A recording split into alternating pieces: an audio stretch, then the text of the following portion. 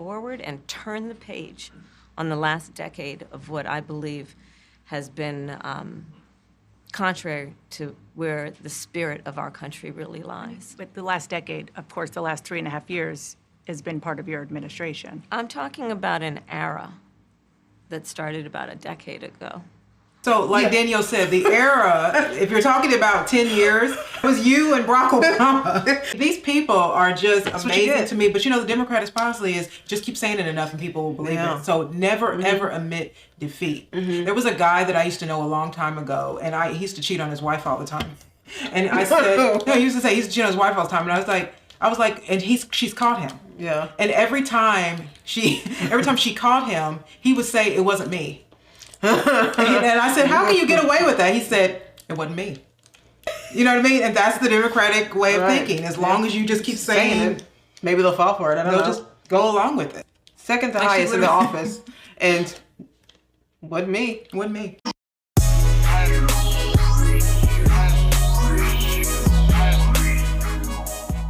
Hi everybody, welcome back to our channel. We didn't have a video last week. Some of you guys reminded us of that. So we do videos, like we talk about the things that happened the week before in our videos. And the week before was the DNC, the convention. And we didn't find it... It was boring. Yeah, it was boring. And we didn't feel the need to do, a week's worth of videos on the DNC. I mean... Boring. There's a bunch of celebrities. You know what you're going to get. A bunch of celebrities, a bunch of pandering, a bunch of... no policies. Yeah. The only different thing that they have was the vasectomy bans and the and the abortion bans for free. The vans for free. Right. That was a little much for them. Right. For even them, that was odd. It was a series of ridiculousness. It was a series of lies, plateau speeches, pandering, ghetto entertainment. Joe Biden pretending like he wanted to step down. Yeah, like they didn't just kick him out. Right. So we didn't do a video. Anyways, but yeah, sorry about that, guys. So Kamala Harris finally did an interview. She had Tim Walz next to her side for literally no reason at all. Just sitting there awkwardly. Before they even start the interview, just look how they look. I mean, I'm not the one to say a woman looks bad, but she didn't look good. I don't know what it was, but she just slouched. Yeah, like she was slouching. Like you could tell she was kind of nervous. Like her body language was really nervous to me. And I mean, it really was a train wreck. Yeah. And the thing is that like we found out that half of the actual footage wasn't even used. It's supposed to be double what we saw. That they wanted to get rid of. And it's just like, if you wanted to get rid of that, this was what was good. I want to see that other footage. Let's see what's happening here. You have less time to make your case to voters than any candidate in modern American history. The voters are really eager to hear what your plans are. If you are elected, what would you do on day one in the White House? Well, there are a number of things. I will tell you, first and foremost, one of my highest priorities is to do what we can to support and strengthen the middle class. When I look at the aspirations, the goals, the ambitions of the American people, I think that people are ready for a new way forward, in a way that generations of Americans have been fueled by hope and by optimism. I think, sadly, in the last decade, we have had in the former president someone who has really been pushing an agenda and an environment that is about diminishing the character and the strength of who we are as Americans, really dividing our nation, and I think people are ready to turn the page on that. So what would you do day one? Day one, it's going to be about, one, implementing my plan for what I call an opportunity economy. I've already laid out a number of proposals in that regard, which include what we're going to do to bring down the cost of everyday goods, what we're going to do to invest in America's small businesses, what we're going to do to invest in families, for example, extending the child tax credit to $6,000 for families for the first year of their child's life, to help them buy a car seat, to help them buy baby clothes, a crib. There's the work that we're going to do that is about investing in the American family around affordable housing, a big issue in our country right now. So there are a number of things on day one. What about you? Well, I'm excited about this agenda too. As I said, the idea of inspiring America to what can be, and I think many of these things that the Vice President's proposing are things that we share in values. And the child tax credit is one we know that reduces childhood poverty by 1/3. We did it in Minnesota to have a federal partner in this. Unbelievable, I think, in the impact that we can make. You talked about, you call it the opportunity economy. You are well aware that right now many Americans are struggling. There's a crisis of affordability. One of your campaign themes is we're not going back. But I wonder what you say to voters who do want to go back when it comes to the economy specifically, because their groceries were less expensive, housing was more affordable when Donald Trump was president. Well, let's start with the fact that when Joe Biden and I came in office, during the height of a pandemic, we saw over 10 million jobs were lost.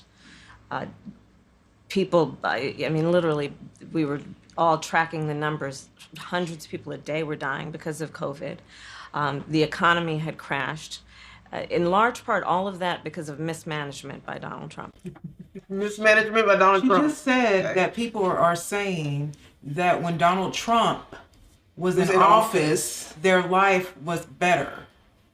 And then you all came in, and now their lives aren't better. And now you're still going to blame Donald Trump, even when he hasn't been in office for 4 years? I mean, make that make sense. I don't understand. This woman is a part of administration that crumbled the economy.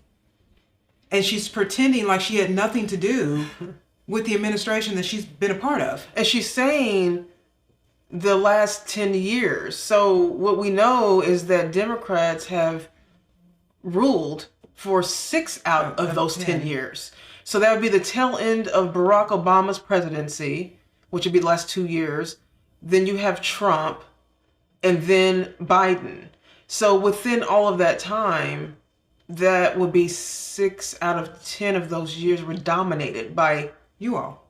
Democrats. It's remarkable. It's amazing. You have not answered the question. Yeah.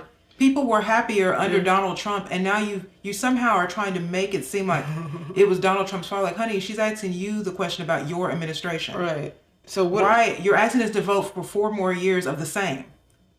No, thank you. Of that crisis. When we came in, our highest priority was to do what we could to rescue America. And today, we know that we have inflation at under 3%. A lot of our policies have led to the reality that America recovered faster than any wealthy nation around the world. But you are right. Prices, in particular for groceries, are still too high. The American people know it, I know it.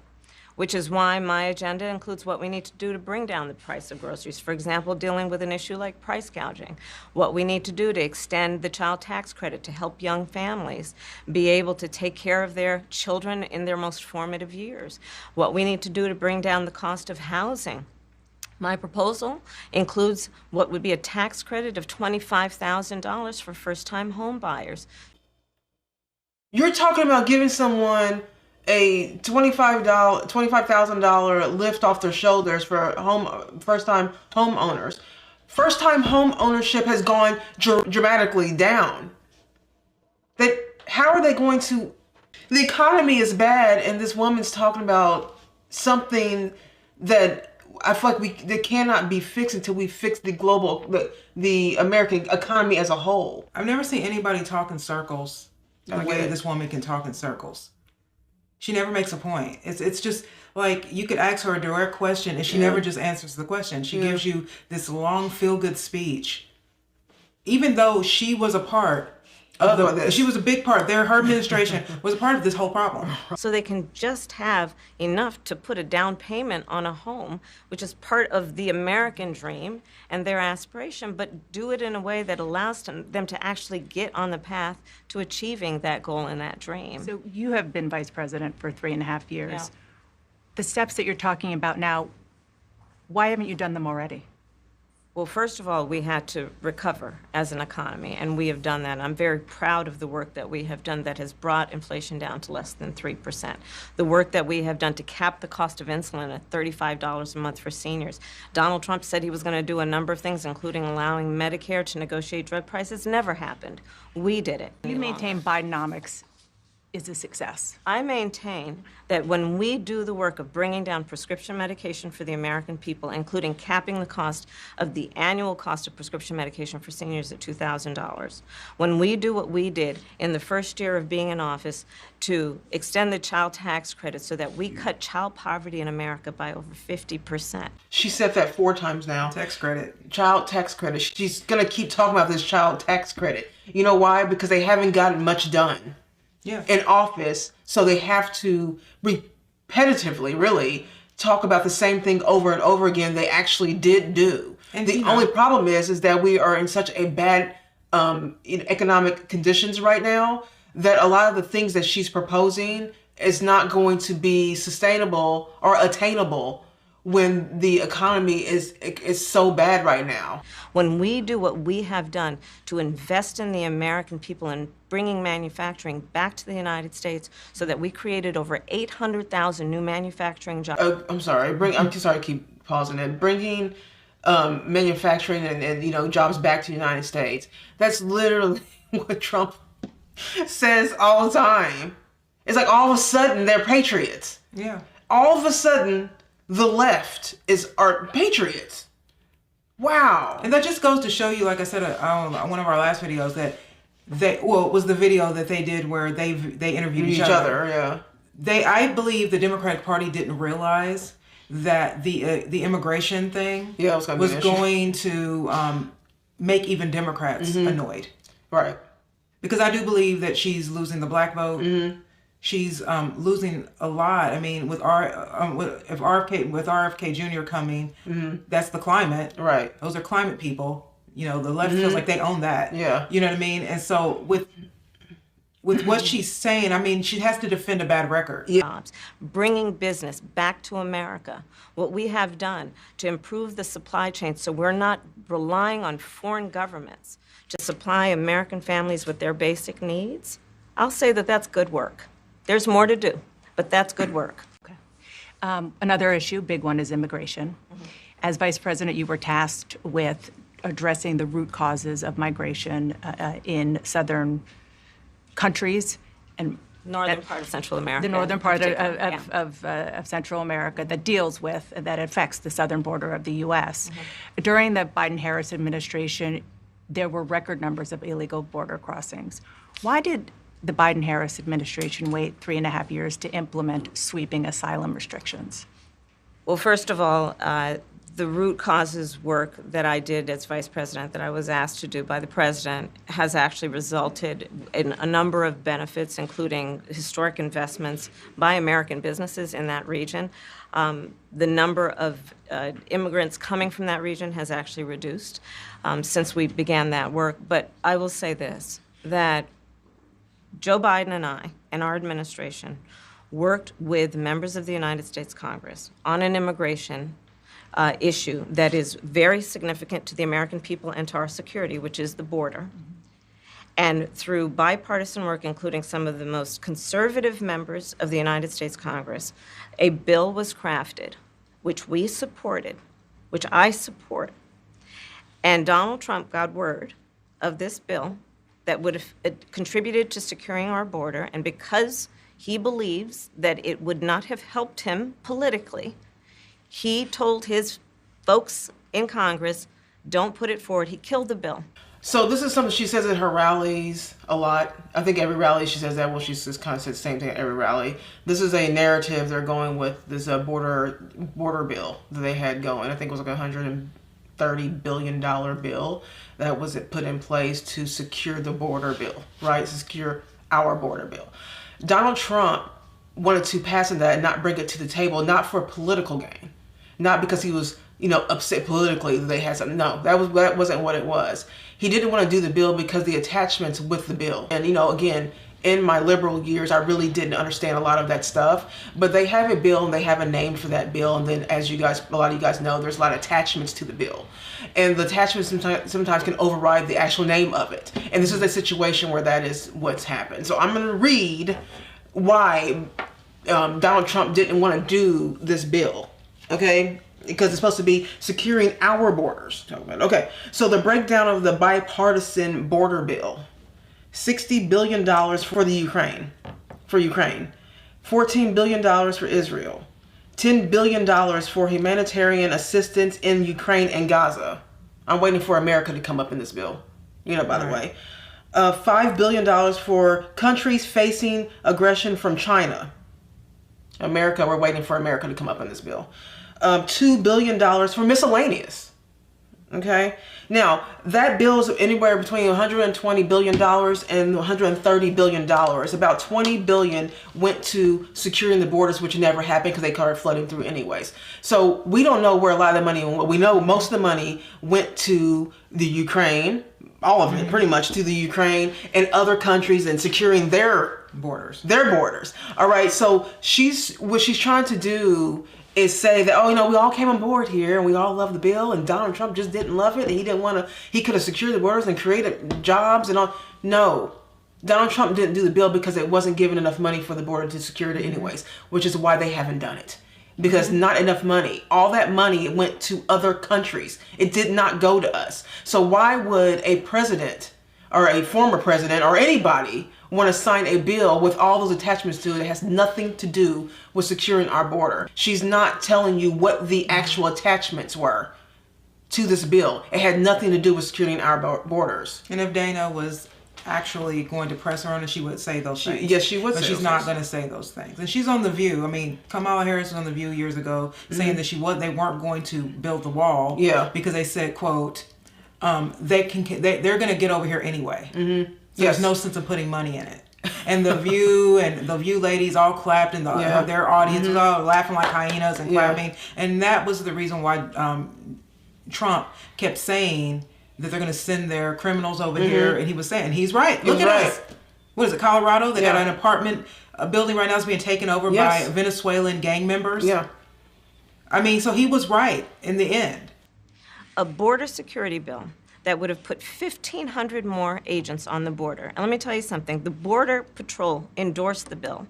And I'm sure in large part because they endorsed the bill based on the idea that money's gonna be going to our border. Yeah.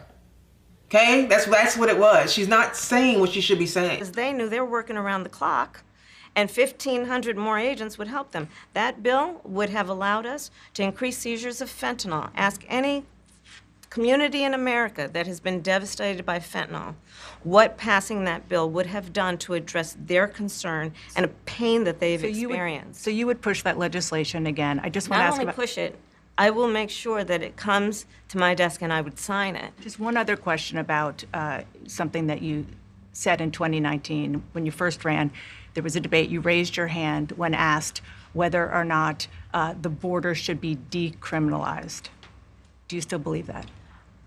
I believe there should be consequence. We have laws that have to be followed and enforced that address and deal with people who cross our border illegally, and there should be consequence. And let's be clear, in this race, I'm the only person who has prosecuted transnational criminal organizations who traffic in guns, drugs, and human beings. I'm the only person in this race who actually served a border state as Attorney General to enforce our laws, and I would enforce our laws as president going forward. I recognize the problem.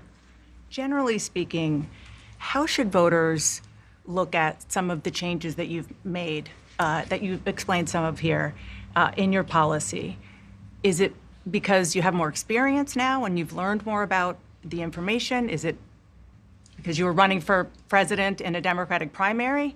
And should they feel comfortable and confident that what you're saying now is going to be your policy moving forward?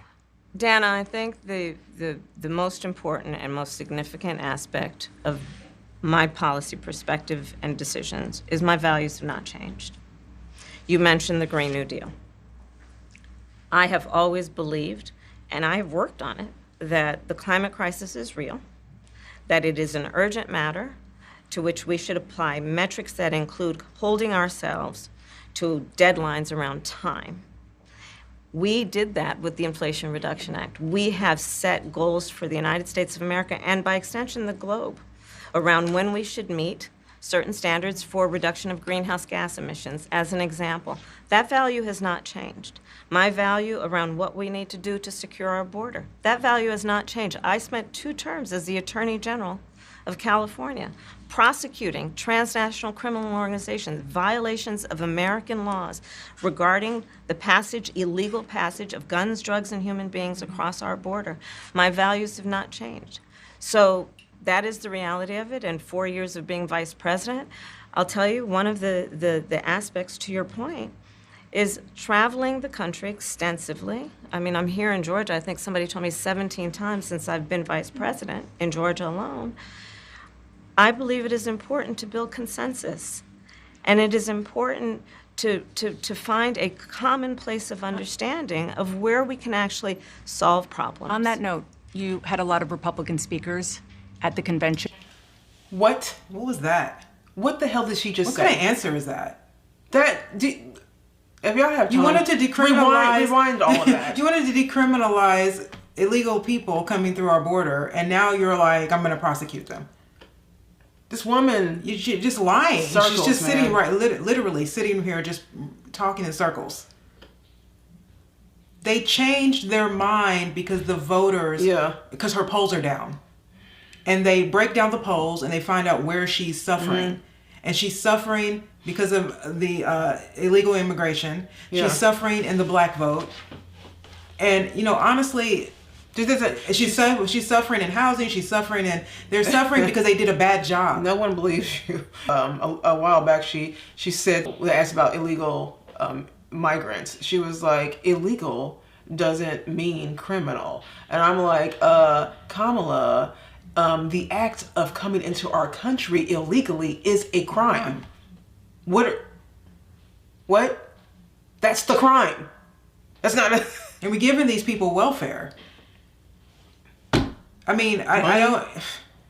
Man. Will you appoint a Republican to your cabinet? Yes, I would. Anyone Yes, in I mind? would. No one in particular in mind. We got 68 days to go with this election. I want to ask you about your opponent, Donald Trump. Okay. I was a little bit surprised. People might be surprised to hear that you have never interacted with him, met him face to face. That's going to change soon. But what I want to ask you about is what he said last month. He suggested that you happened to turn black recently for political purposes, questioning a core part of your identity. Yeah. Any Same old tired playbook. Next question, please. So, as you can see there, she won't admit that she's black. Yeah. She won't See, say if it. Dana has said that, you know, that you're not Jamaican. Are you black?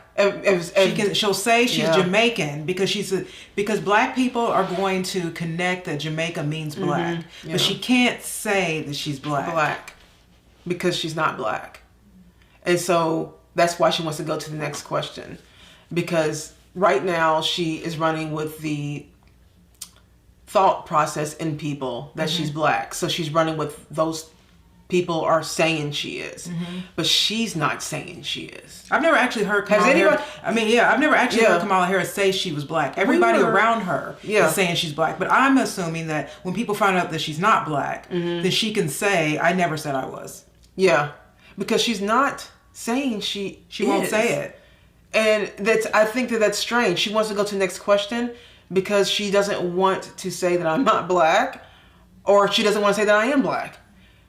Because she says that she is black, then people are like, Right. "What? No." She's probably afraid of her father. Her father's probably going to say, no, I'm not. What do you mean? What do you mean? So to me, I feel like, first of all, classic of Donald Trump saying that. It was funny. And all of a Sorry. sudden she's black.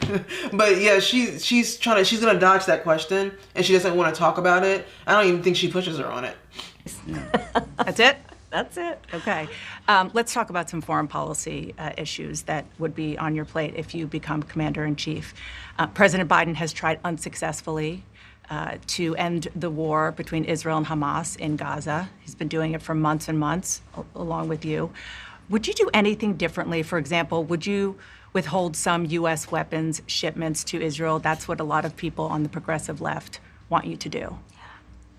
Let me be very clear. I'm unequivocal and unwavering in my commitment to Israel's defense and its ability to defend itself. And that's not going to change. But let's take a step back. October 7, 1,200 people were massacred. Many young people who were simply attending a music festival. Women were horribly raped. As I said then, I say today, Israel has a right to defend itself. We would.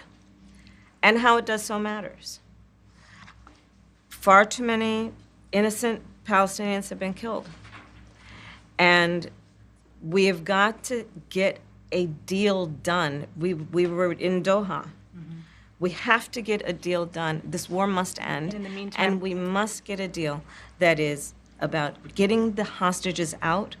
I've met with the families of the American hostages. Let's get the hostages out. Let's get the ceasefire done. but no change in policy in terms of arms and so forth. No, we have to get a deal done. Yeah, we got to get a deal done. Yeah, because Trump is like, wrap it up. So he's Israel is like, hey, you guys, both sides, y'all need to wrap this up. If I become president, it's going to be a different situation. You know, wrap this up, give guys. you the emotional conversation, which you know how Democrats like to do. Give you the emotional feel good, your feelings. Oh, people were killed. They do this so that because she knows she's not going to change it. Yeah, she's not changing. You know what I mean? She's Yeah. not going to change anything. To get to know you, I want to ask you a question about how you've described your service in the National Guard. You said that you carried weapons in war, but you have never deployed actually in a war zone. A campaign official said that you misspoke. Did you? Well, first of all, I'm incredibly proud. I've done 24 years of wearing the uniform of this country. Equally proud of my service in a public school classroom, whether it's Congress or the governor. My record speaks for itself, but I think people are coming to get to know me. I speak like they do. I speak candidly. I wear my emotions on my sleeves, and I speak especially passionately about our children being shot in schools and around guns. So I think people know me. They know who I am. They know where my heart is. And again, my record has been out. You're trying to skirt around this. You The lied. emotions, they give you, anytime you want to know when a Democrat's lying, they give you an emotional conversation. Oh, you know, the children, the you know, school shootings. Sad people were killed. You know what I mean? They always give you this emotional speech first and then they never really tell you that they lied. She asked him a direct question. The first thing he says, I'm critically proud of my military service. That wasn't the question. That wasn't the question. The question was, why did you say that? Why did you say that? I was holding, you weren't in guns war. or whatever. You weren't in war. Yeah, that wasn't a thing. You know, it's funny how this could all be. I always think it's amazing how fast something can be squashed if someone would just admit. And people honestly don't even care about the subject that much. So they would literally just move on if he just said, hey, you know what? I was caught up in the moment. And I said I was at war. Yeah, she's lying about her race. That was inaccurate. Right. I did not tell the truth there, but that was just caught up in the moment. Whatever. If he just said something along those lines, we would move on. But the fact that he's trying to skirt around this is really making it worse. And it's embarrassing. I get it, but it is a lie. You know. Out there for over 40 years to speak for itself. And the idea that you said that you were in war. Yeah. Did you misspeak as the campaign has said? Yeah, I said we were talking about, in this case, this was after a school shooting, the ideas of carrying these weapons of war. And my wife, the English teacher, told me my grammar's not always correct. But again, if it's not this, it's an attack on my children for showing love for me, or it's an attack on my dog. I'm not going to do that. And the one thing I'll never do is I'll never demean another member's service in any way. I never have, and I never will. No one's demeaning your service. No, it's about JD Vance. Yeah. No, JD did not demean your service, and no one else did either. What they did was call out a lie. And, I have to say, she is pushing back a bit on him. Dana, and I'm wondering if they were mad that they couldn't get the interview in the first place, because when she was interviewing JD Vance and he kept pressing the fact that he was doing the interview with her and that Kamala Harris was not doing any interviews, she said, believe me, we've tried. We've tried. So I'm wondering if CNN had a little bit of beef with them about keeping her, trying to get an interview with her, because, half of this conversation has been deleted. So I wonder, did they either she answered questions really bad, or they asked some hard questions that the campaign doesn't want the audience to see. Right. And since no one gets more left than Dana anyway, because the CNN is Clinton News Network. Yeah. Remember they used to call it Clinton News Network yeah. because they work for the Democratic Party. That and MSNBC. Just a minute, like just to look at, again, just look at the body language without even hearing what they're talking about, you know? It just, they look like two amateurs in this field of work. She looks like if she could really say something, it would be, I am in over my head. Vice President Harris, you were a very staunch defender of President Biden's capacity to serve another 4 years. Right after the debate, you insisted that President Biden is extraordinarily strong. Given where we are now, do you have any regrets about what you told the American people? No, not at all. Not at all. That is funny. I have served with President Biden for almost 4 years now, and I'll tell you, it's one of the greatest honors of my career, truly. He cares so deeply about the American people. He is so smart and loyal to the American people. I can tell you what she was truly honored to watch. She was truly honored. She was truly honored to watch the Democratic Party push a demented man for 4 years and watch the Democratic voters actually take this in as truth. Right. And she's probably like, wow, you guys can get anybody elected, even me. Yeah. And I have spent hours upon hours with him, be it in the Oval Office or the Situation Room. He has the intelligence, the commitment, and the judgment and disposition that I think the American people rightly deserve in their president. By contrast, the former president has none of that. And so, one, I am so proud to have served as vice president to Joe Biden. And two, I am so proud to be running with Tim Walz for president of the United States and to bring America what I believe the American people deserve, which is a new way forward, and turn the page on the last decade of what I believe has been contrary to where the spirit of our country really lies. But the last decade, of course, the last 3.5 years has been part of your administration. I'm talking about an era that started about a decade ago. So, like Danielle said, the era, if you're talking about 10 years, That's a the Barack Republicans Obama. only ran the country for 4 of the 6 of those 10 years. That was you and Barack Obama. That was Barack Obama, dummy. What are you talking about? I mean, it's just this woman. Let's is go just, back 10 years ago. Oh, I know right now she's like, shoot. Oh my God. That's Barack Obama's time, last 2 years. Why did I say that? Where there is some suggestion, warped I believe it to be, that the measure of the strength of a leader is based on who you beat down, instead of where I believe most Americans are, which is to believe that the true measure of the strength of a leader is based on who you lift up. Her platitude speeches at the end. Wow. They bring that. They always have something. You know, one of their slogans was at the DNC. Oh, we're not going back. We're not going back. So they mean we're not going back to Trump. We're not going to go back to that type of. I'm like, really? You're not going to go back to a great economy? Like, Right. I want to go back. If politics What do was a you book, mean? we'd be going back to chapter 45. Right. You know what I mean? Yeah. Exactly. We don't want to turn the page with you. Yeah. We really don't. We really don't want We to. liked- We want to know that in this part of the chapter, We liked chapter 45. the enemy was defeated. Now we're going to go to chapter 47. This woman Man. ruined.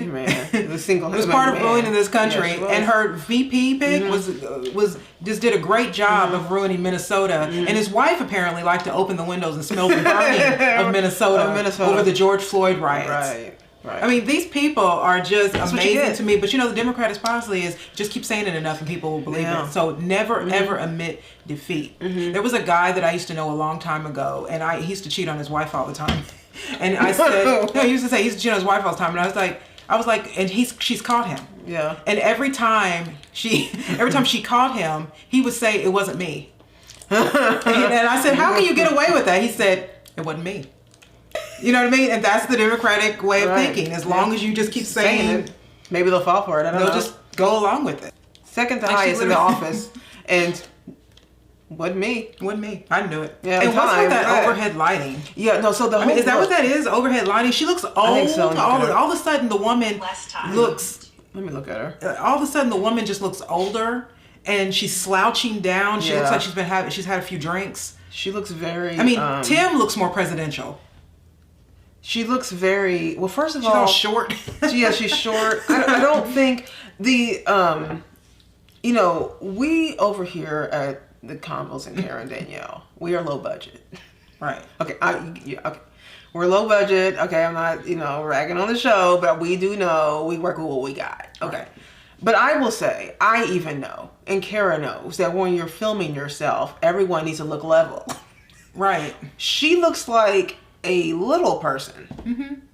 And then he looks lost, and everything seems dark. I don't even know why he's Even her really outfit, there. like, it's just dark. It's just, yeah. So just even the look of this, I'm bringing this up only because the look of this is not presidential. This doesn't seem like strength. They're trying to exude this new facade of strength, patriotism, the country. We're gonna battle this and do this and that, and the economy's gonna be better. And I'm like, but you guys look like a couple of losers. I'm not lying. right. You guys look like a couple of losers right now.